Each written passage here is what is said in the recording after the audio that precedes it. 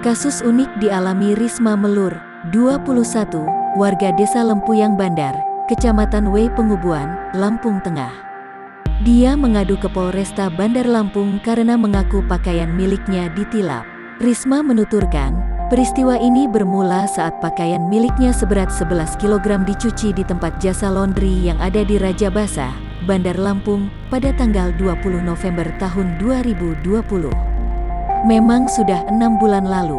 Saat itu saya nge-laundry pakaian sama adik saya, dan diambil di tanggal 23 November tahun 2020 dengan berat 11 kg, kata Risma, Minggu, tanggal 11 April tahun 2021.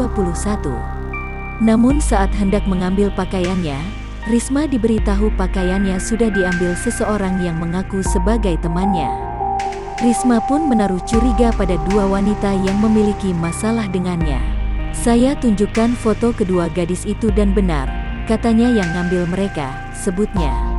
Lantas Risma langsung menanyakan perihal pakaiannya kepada dua wanita tersebut. Namun, keduanya membantahnya. Barulah beberapa waktu lalu ada yang menginformasikan ke saya kalau baju-baju saya memang diambil oleh mereka, tutur Risma. Risma kemudian mendatang rumah kedua wanita tersebut. Gak ada di rumah, tapi saya menemukan beberapa lembar pakaian saya yang hilang, ucapnya.